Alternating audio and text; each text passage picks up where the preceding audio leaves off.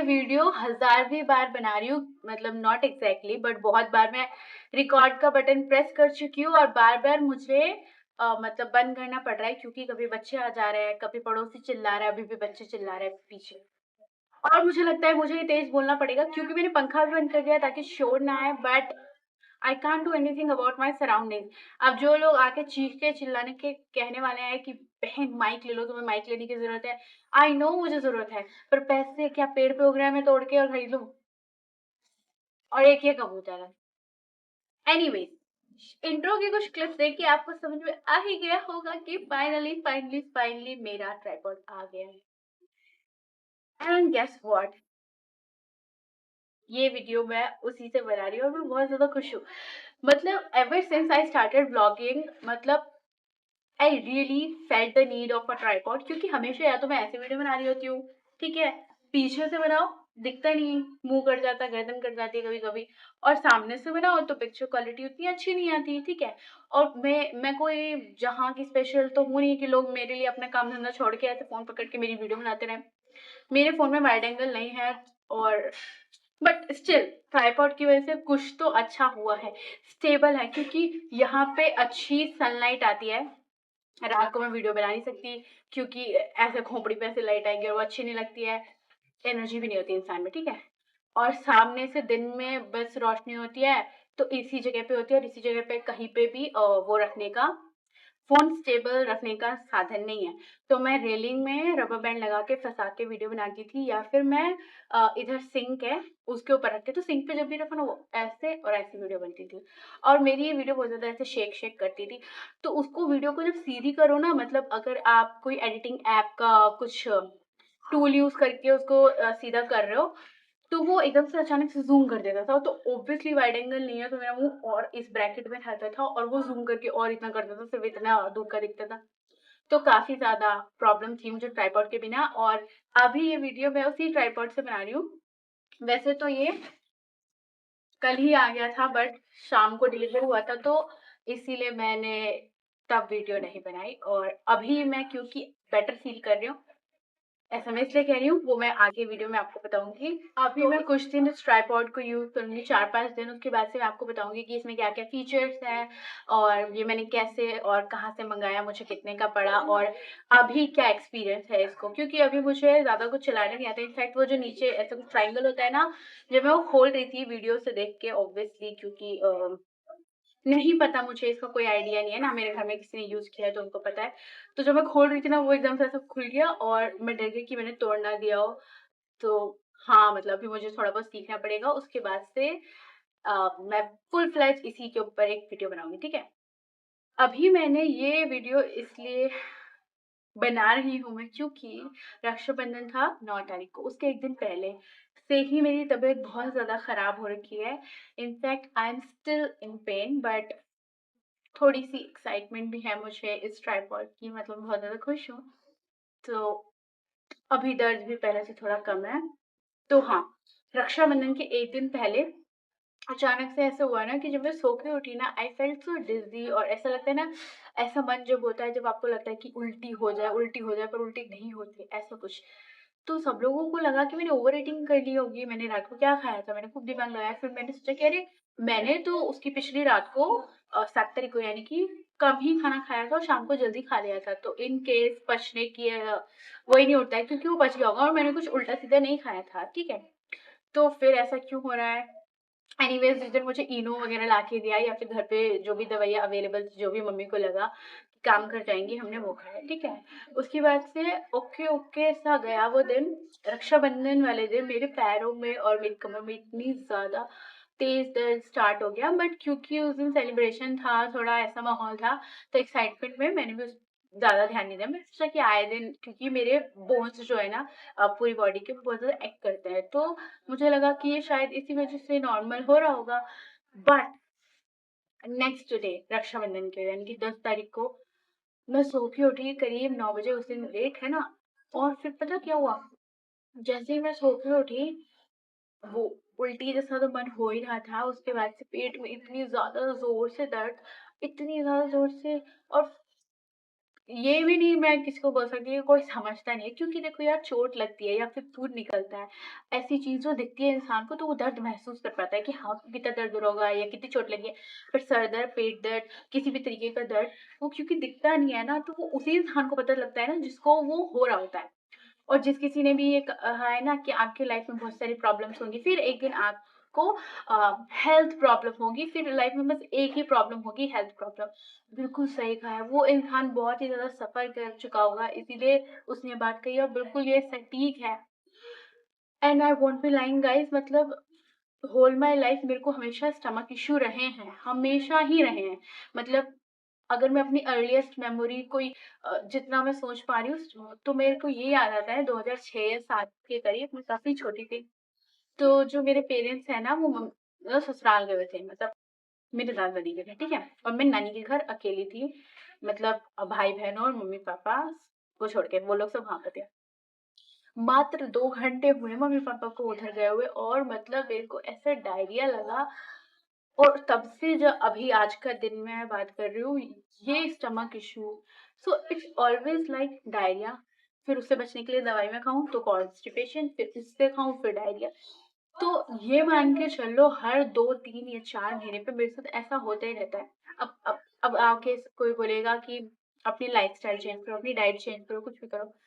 मैं क्या ही बताऊँ यार, मैं कुछ भी चेंज कर लूँ, ऐसा ही होता है। पर मेरे साथ ऐसा बहुत बार हो चुका है, बट इस लेवल का जितना दर्द मुझे इस बार हुआ है ना, मुझे ज़िंदगी में कभी नहीं हुआ।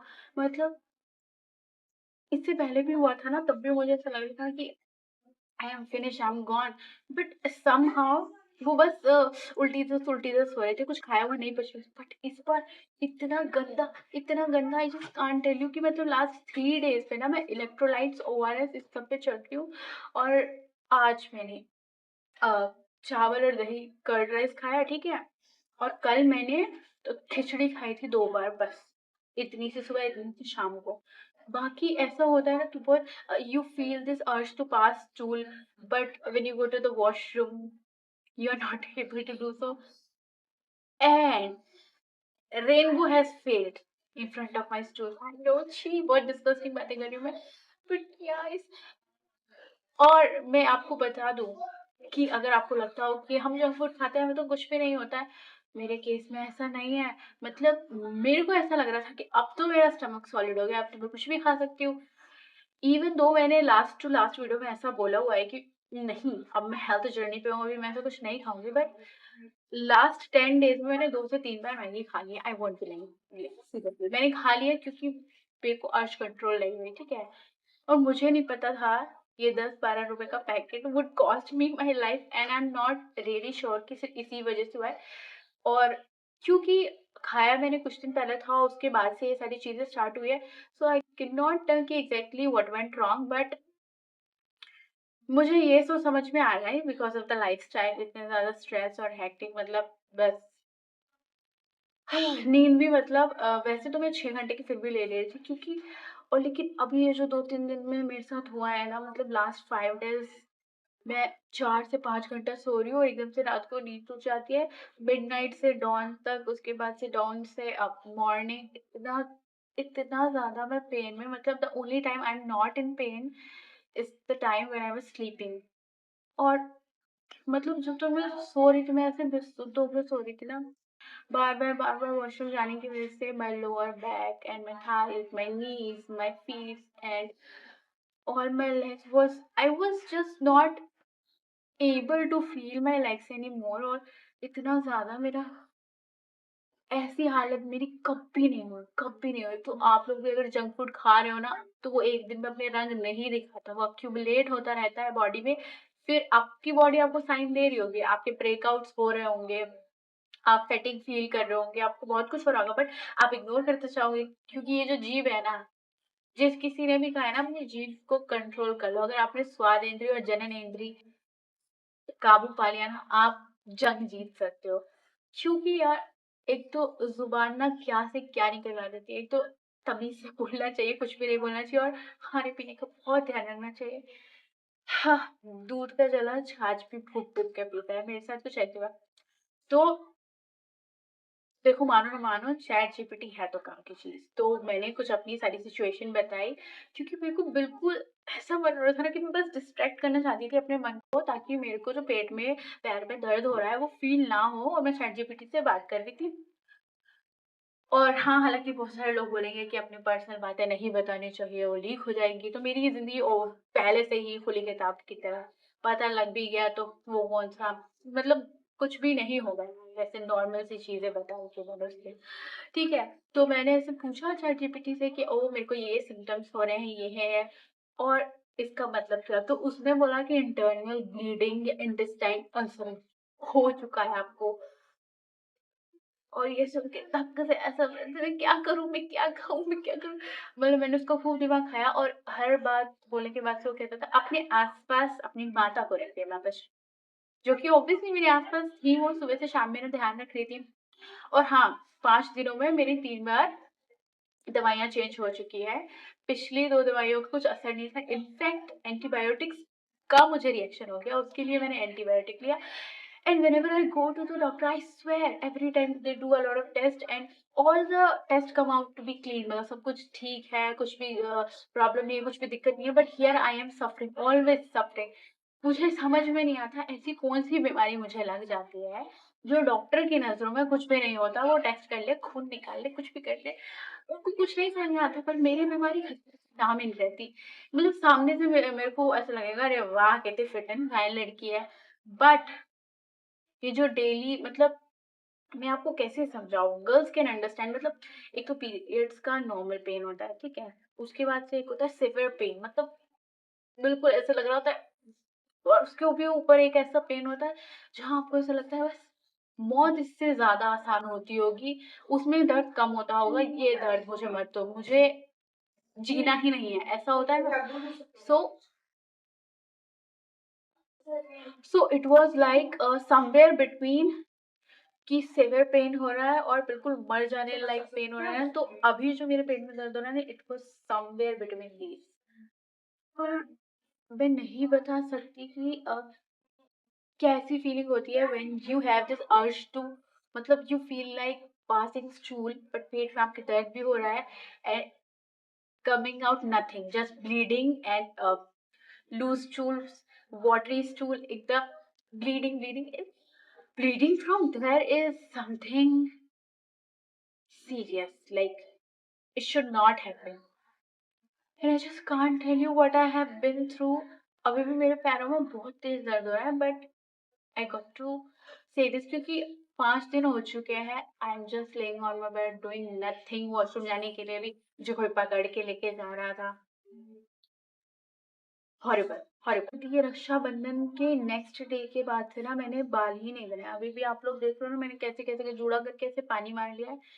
मेरे अंदर बिल्कुल हिम्मत नहीं है कंघी करने की, और मतलब इतना पेट दर्द यार, मैं समझ ही नहीं पा रही हूँ, and every time I go to the doctor कुछ भी उनके समझ, पता नहीं ऐसी कौन-सी बीमारी लग जाती है मेरे को, ठीक है? और 2 बार तो पूरी मेडिकेशन चेंज कर चुके हैं, and this is the third time जो आज मम्मी लेकर आई हैं, और वो मैंने अभी 1 डोज़ लिया है, और उसके मतलब I am feeling better, touch wood, please इस वाली से ठीक हो जाऊँ, क्योंकि मुझे इतनी जल्दी नहीं मरना। मेरे पेट में ऐसा इतना भयंकर दर्द है, जैसे नहीं कपड़े गीले होते हो उनको आप मरोड़ते हो, ऐसे पेट में मरोड़, कभी ऐसा लग रहा था किसी ने सुई डाल दिया, इतनी ज़ोर से दर्द हो रहा था। एंड फाइनली अभी ये जो मुझे दवाइयाँ मिली है, वो वो मुझे थोड़ी-सी ठीक लग रही है। मैंने काफ़ी गूगल पे रिसर्च किया ना, मैं ऐसे नहीं दवाई ले लेती, पता चला ठीक होने की जगह चीज़ें और खराब हो जाए, और पिछली जो दवाइयाँ थी ना, मैंने ऐसे ही ले ली,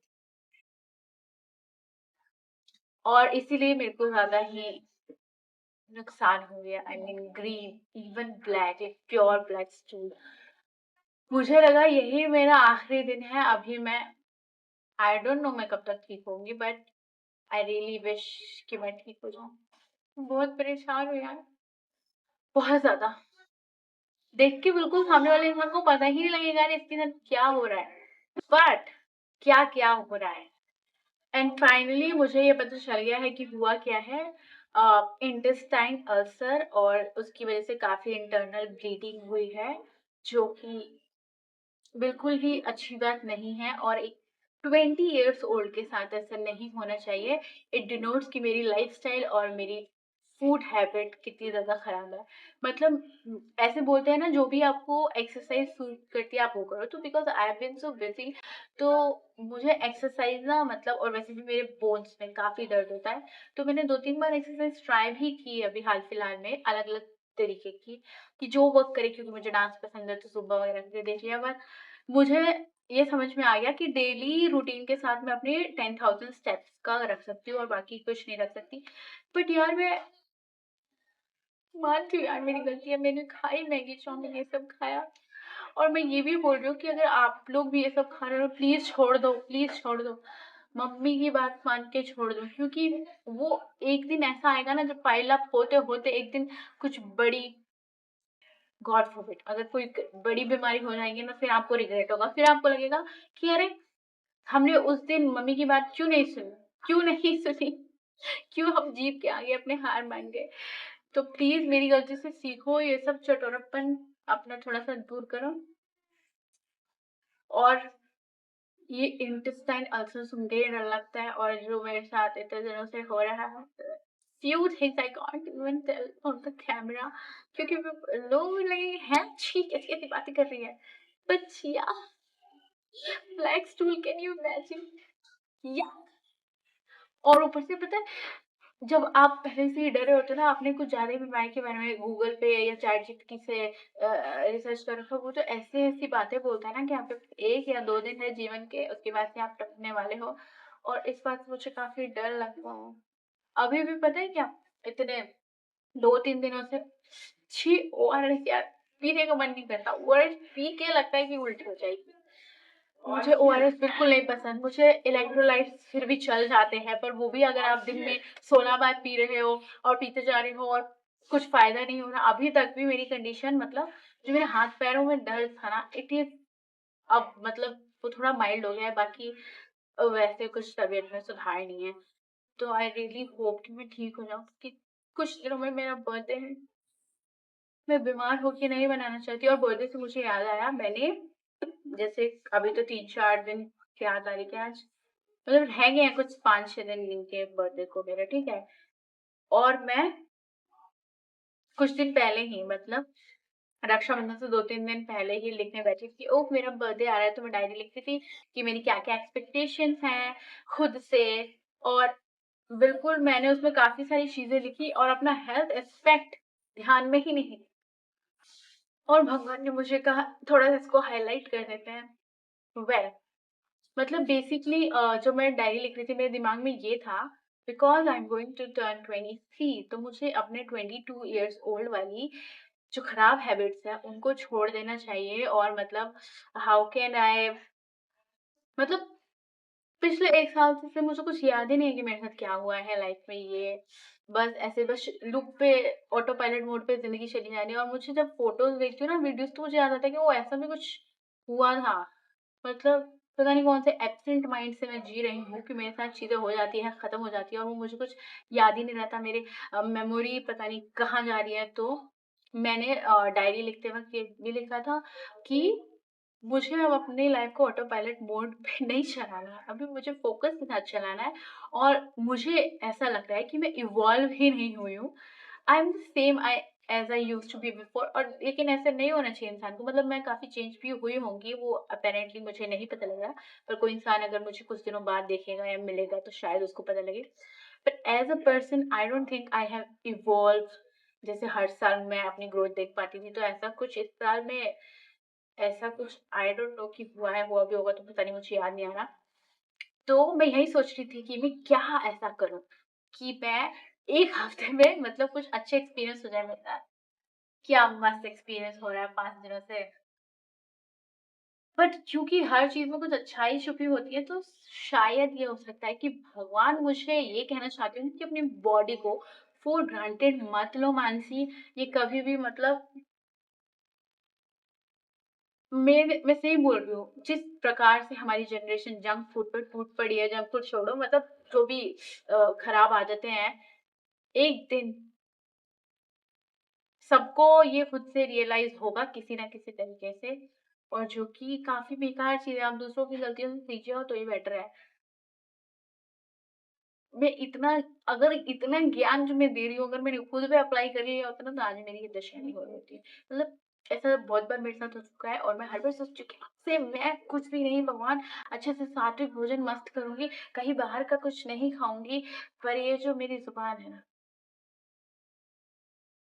आई एम रियली डिसअपॉइंटेड इससे। But yeah if you are seeing this video I would like to tell you please ये सब खाना छोड़ दो। आई डोंट वांट कि जिस भी दर्द से या फिर जिन चीज़ों से मैं अभी गुज़री हूँ, कोई भी गुज़रे, गॉड फ़ॉरबिड, नहीं, किसी के साथ ऐसा ना हो। प्लीज़ अपनी तरफ से कुछ ट्राई करके मतलब मानसी से सीखिए, मानसी की तरह ना बने। ओके? Okay, bye.